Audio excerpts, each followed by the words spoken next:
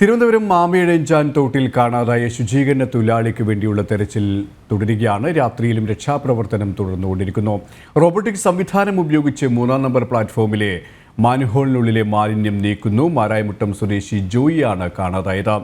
വിരളുമായി രശ്മി കാർത്തികയും പ്രജിത്ത് മോഹനും ചേരുകയാണ്. ആദ്യം പ്രജിത്തിലേക്ക്. പ്രജിത്ത്, ജോയിയെ കാണാതായിട്ട് 10 മണിക്കൂർ പിന്നിട്ടിരിക്കുകയാണ്. ഇപ്പോഴും ദൗത്യം ഏത് തരത്തിലാണ് പുരോഗമിച്ചുകൊണ്ടിരിക്കുന്നത്?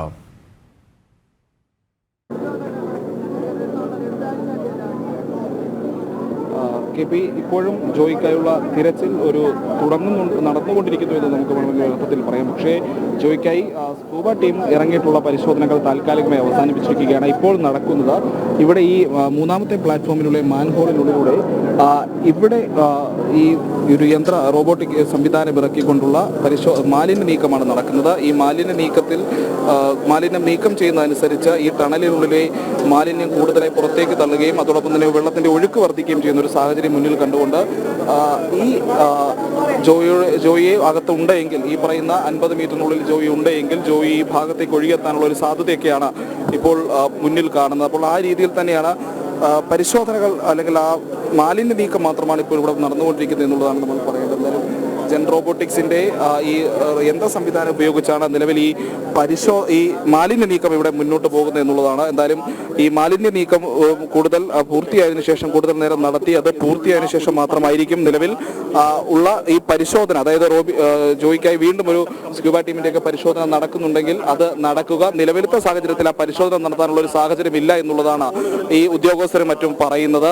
പണ്ട് കാലത്ത് ഈ രീതിയിലുള്ള സംവിധാനങ്ങൾ ഉപയോഗിച്ചുകൊണ്ടുള്ള ഒരു പരിശോധനയാണ് എങ്കിൽ കൂടിയും ഇതിൽ നിന്ന് മാലിന്യം നീക്കം ചെയ്യുന്നതിന് ഒരു പരിമിതിയുണ്ട്, അല്ലെങ്കിൽ ഒരു സമയം മാറ്റാൻ കഴിയുന്ന മാലിന്യത്തിനൊക്കെ ഒരു പരിമിതിയുണ്ട്. അതനുസരിച്ച് ഈ മാൻഹോൾ എന്ന് പറയുന്നത് വളരെ വീതി കുറഞ്ഞ ഒരു ഭാഗമാണ്. ആ ഭാഗത്ത് നിന്ന് നീക്കാൻ കഴിയുന്ന മാലിന്യത്തിനും അതിൻ്റെതായ പരിമിതികളുണ്ട്.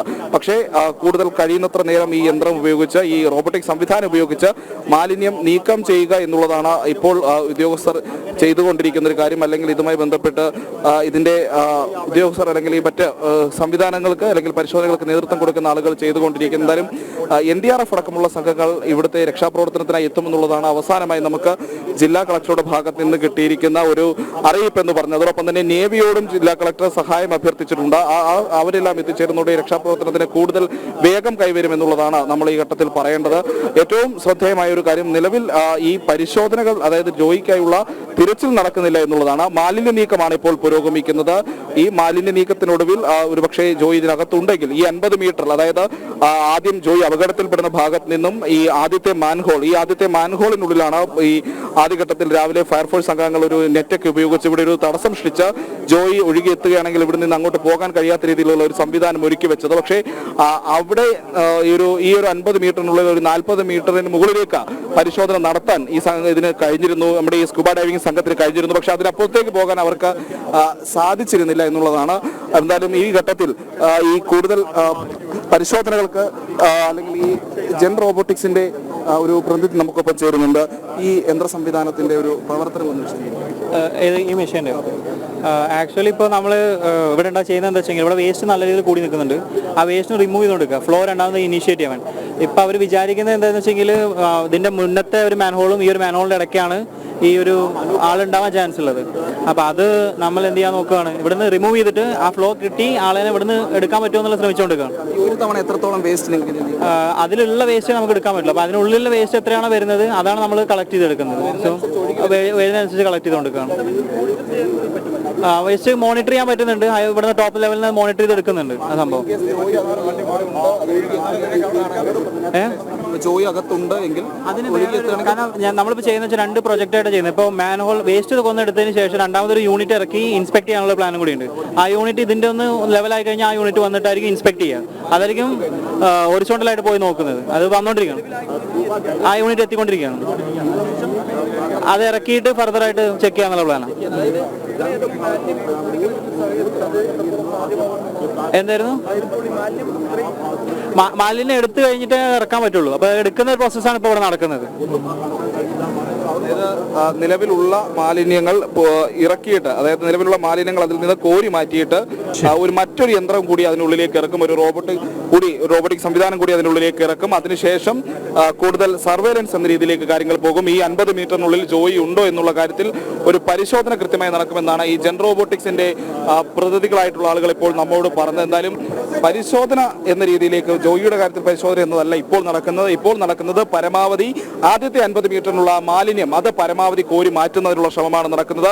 ഇത്തരത്തിൽ മാലിന്യത്തിന്റെ ഒരളവ് കുറയുന്നതോടെ ഈ പരിശോധന അല്ലെങ്കിൽ ജോയിക്ക് വേണ്ടിയുള്ള തിരച്ചിൽ പുനരാരംഭിക്കാൻ കഴിയുമെന്നുള്ളതാണ് ഇവർ പ്രതീക്ഷിക്കുന്നത്.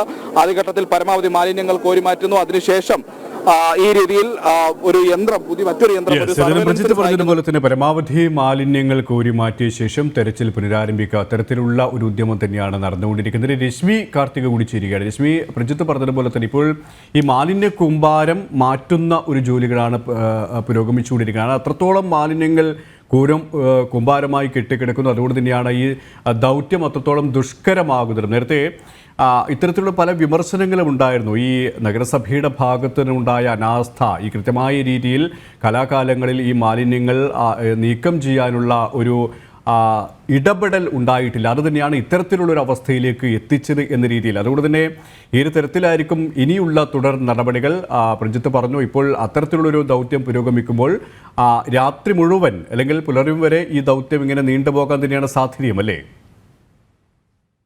രക്ഷാപ്രവർത്തനം നിർത്തിവെക്കുക എന്നുള്ളൊരു തീരുമാനത്തിലേക്ക് ഇവർ എത്തിയിട്ടില്ല. കാരണം നേരത്തെ ഈ വൈകുന്നേരം 6:30-ക്ക് ശേഷം രക്ഷാപ്രവർത്തനം ദുഷ്കരമാണെന്നും അത് താൽക്കാലികമായി നിർത്തിവെക്കാൻ ഒരു തീരുമാനമൊക്കെ എടുത്തിരുന്നെങ്കിൽ പോലും പിന്നീട് ഈ ഒരു കളക്ടർ ഇവിടേക്കൊക്കെ എത്തി കൂടിക്കാഴ്ച നടത്തിയതിനു ശേഷം രക്ഷാപ്രവർത്തനം തുടരാനുള്ള ഒരു തീരുമാനമാണ് കൈക്കൊണ്ടത്. ഏതായാലും ഈ സ്കൂബ ഡൈവിംഗ് അവർ ഇപ്പോൾ നിലവിൽ എവിടെയും ഇറങ്ങുന്നില്ല. അവരുടെ രക്ഷാപ്രവർത്തന നടപടികളൊക്കെ തന്നെ താൽക്കാലികമായി അവസാനിപ്പിച്ചിരിക്കുകയാണ്. ഞാൻ ഇപ്പോഴുള്ളത് ഈ അപകടം നടന്ന സ്ഥലത്താണ് ഞാൻ ഇപ്പോഴുള്ളത്. അവിടെ ഈ മാലിന്യങ്ങൾ ഇപ്പോഴും കെട്ടിക്കിടക്കുന്ന ഒരു സാഹചര്യം. കുറെ മാലിന്യങ്ങൾ നീക്കം ചെയ്തിട്ടുണ്ട്, എങ്കിൽ പോലും പൂർണ്ണമായും നീക്കം ചെയ്തിട്ടില്ല. അവിടെ ഇപ്പോൾ മറ്റ് നഗരസഭയുടെ ഉദ്യോഗസ്ഥർ ഒന്നും തന്നെ ഇറങ്ങി മറ്റ് പ്രവൃത്തികളൊന്നും തന്നെ ചെയ്യുന്നില്ല. താൽക്കാലികമായി എല്ലാ പ്രവൃത്തികളും നിലവിൽ ഈ അപകടം നടന്ന സ്ഥലത്തുൾപ്പെടെ നിർത്തിവെച്ചിരിക്കുകയാണ്. ഇപ്പോൾ പ്രജിത്ത് സൂചിപ്പിച്ചതുപോലെ തന്നെ ആ ഒരു റോബോട്ടിക് സംവിധാനം ഉപയോഗിച്ചുകൊണ്ട് മാലിന്യം നീക്കം ചെയ്യുന്ന നടപടികൾ, അതും ആ ഒരു മാൻഹോളിലൂടെ മാലിന്യങ്ങൾ നീക്കം ചെയ്യുന്ന നടപടികളാണ് അവിടെ പുരോഗമിക്കുന്നത്. ഈ സ്കൂബ ഡൈവിംഗ് ചെയ്യുന്നവർ തന്നെ നമ്മളോട് പറഞ്ഞൊരു കാര്യം, ഈ മാലിന്യങ്ങൾ പൂർണ്ണമായി നീക്കം ചെയ്താൽ മാത്രമേ മറ്റ് എന്തെങ്കിലും അവർക്ക് ചെയ്യാൻ കഴിയൂ എന്നുള്ളതാണ്. അതായത് ഇതിന് ഏതാണ്ട് 200 മീറ്ററോളം നീളമുണ്ട് എന്നുള്ളതാണ് ഉദ്യോഗസ്ഥർ പറയുന്ന ഒരു കാര്യം. ഇതിന്റെ ഒരു ഭാഗത്തു നിന്നും 40 മീറ്റർ അകത്തേക്ക് മാത്രമാണ് ഈ ഉദ്യോഗസ്ഥർക്ക് പ്രവേശിക്കാൻ കഴിഞ്ഞിട്ടുള്ളത്. ഈ മറുവശത്ത്, അതായത് ഈ ടണലിന്റെ മറുവശത്ത് നിന്ന് ഒരു 15 മീറ്റർ അകത്തേക്കും ഇവർക്ക് പ്രവേശിക്കാൻ കഴിഞ്ഞിട്ടുണ്ട്. ഈ മാലിന്യങ്ങൾ കുമിഞ്ഞുകൂടി കിടക്കുന്നു എന്നുള്ളത് തന്നെയാണ് ഏറ്റവും വലിയ പ്രതിസന്ധി. അതായത് ഈ ടണൽ വളരെ ഇരുട്ടാണ്. ഇതിനകത്തേക്ക് കയറുന്ന സമയത്ത് ഇവർക്കിത് ഡൈവ് ചെയ്ത് പോകാൻ ഒന്നും തന്നെ കഴിയുന്ന ഒരു സാഹചര്യമില്ല. ഇത് നിൽക്കാൻ പോലും കഴിയാതെ മുട്ടുകുത്തിയാണ് അതിൽ നിൽക്കുന്നത്. അപ്പോൾ അവിടെ അവർ തിരച്ചിൽ നടത്തുക എന്നുള്ളത് വളരെ പ്രയാസകരമായിട്ടുള്ള കാര്യമാണ്. അവർ പറയുന്നത് ഈ മാലിന്യം പൂർണ്ണമായും നീക്കം ചെയ്ത് അവിടെ ഒഴുക്കുണ്ടെങ്കിൽ മാത്രമേ ഡൈവ് ചെയ്ത് അവർക്ക് തിരച്ചിൽ നടത്താൻ പറ്റുകയുള്ളൂ. അല്ലെങ്കിൽ അതിൽ ഇറങ്ങി തപ്പുക എന്നുള്ളത് മാത്രമാണ് ഒരു പോംവഴി എന്നുള്ളതാണ്. ഏതായാലും ഈ മാലിന്യം നീക്കം ചെയ്യുക എന്നുള്ളതാണ് ആദ്യമായി ചെയ്യേണ്ട ഒരു കാര്യം. ഈ രാവിലെ 10 മണിയോടുകൂടിയാണ് ഈ സംഭവം നടക്കുന്നത്. 11 മണിയോടുകൂടിയാണ് അഗ്നി രക്ഷാ വിഭാഗം ഉൾപ്പെടെ ഇവിടേക്ക് എത്തുന്നത്. ഈ ഒരു ഇത്രത്തോളം മണിക്കൂറുകൾ പിന്നിടുമ്പോൾ അതിന്റെ ഏതാണ്ട് ഭൂരിഭാഗം സമയവും ഈ മാലിന്യം നീക്കം ചെയ്യാൻ വേണ്ടി മാത്രമാണ് വിനിയോഗിച്ചത്. ഈ മാലിന്യം കുമിഞ്ഞുകൂടി കിടന്നത് തന്നെയാണ് ഇത്രത്തോളം വലിയൊരു അപകടം, ഒരാളുടെ ജീവന് തന്നെ ഭീഷണിയാകുന്ന തരത്തിലേക്ക് കാര്യങ്ങൾ എത്തിച്ചിരിക്കുന്നത് എന്നുള്ളതാണ് പൊതുവിൽ ഉയരുന്ന ഒരു വിമർശനം. ബിജെപിയുടെ ജില്ലാ പ്രസിഡന്റ് വി രാജേഷ് ഉൾപ്പെടെ ചൂണ്ടിക്കാണിച്ച ഒരു കാര്യം, നഗരസഭയുടെ ഭാഗത്തുനിന്ന് ഉണ്ടായിരിക്കുന്നത് ഗുരുതരമായിട്ടുള്ള അനാസ്ഥയാണ്, വീഴ്ചയാണ് എന്നുള്ളതാണ്. മഴക്കാല പൂർവ്വ ശുചീകരണ പ്രവർത്തനങ്ങൾ, അതായത് ഏപ്രിൽ മെയ് മാസങ്ങളിലാണ് ഈ ഒരു മഴക്കാല പൂർവ്വ ശുചീകരണ പ്രവർത്തനങ്ങളൊക്കെ തന്നെ നടത്തേണ്ടത്. അത് കൃത്യസമയത്ത് നടത്താതെ ഈ മഴ സജീവമായതിനു ശേഷം ഈ നടപടികളിലേക്ക് കടക്കുന്നു, അല്ലെങ്കിൽ കരാർ നൽകുന്നു. ഈ കരാർ നൽകിയതിന്റെ അടിസ്ഥാനത്തിലാണ് ഈ 3 തൊഴിലാളികളും രാവിലെ ഇവിടേക്ക് എത്തുന്നത്.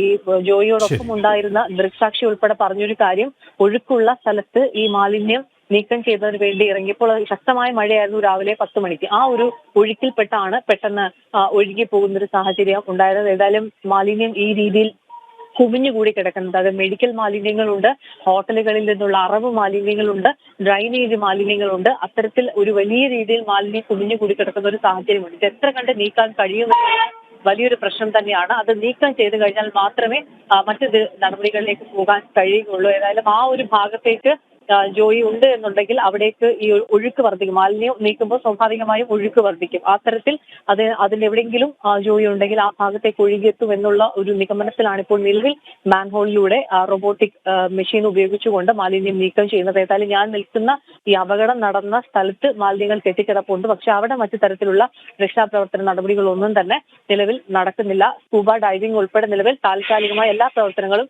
നിർത്തിവെച്ചിരിക്കുകയാണ്. മാലിന്യം നീക്കം ചെയ്തതിന് ശേഷമായിരിക്കും ഒരുപക്ഷെ വീണ്ടും അവർ ഡൈവ് ചെയ്യാനായി ഇറങ്ങുക. അതും വെള്ളമുണ്ടെങ്കിൽ മാത്രമേ അവർക്ക് ഡൈവ് ചെയ്ത് ഇത്തരത്തിൽ രക്ഷാപ്രവർത്തനം നടത്താൻ കഴിയുകയുള്ളൂ എന്നുള്ളതും അവർ വ്യക്തമാക്കിയിട്ടുണ്ട്. സുരേഷ്, ഇപ്പോൾ മാലിന്യം നീക്കുന്ന പ്രവർത്തികളാണ് പുരോഗമിച്ചുകൊണ്ടിരിക്കുന്നത്. അതിനുശേഷം രക്ഷാദൗത്യം തുടരും. രശ്മി കാർത്തികയും പ്രജിത് മോഹനുമാണ് വിശദാംശങ്ങൾ നൽകിയത്.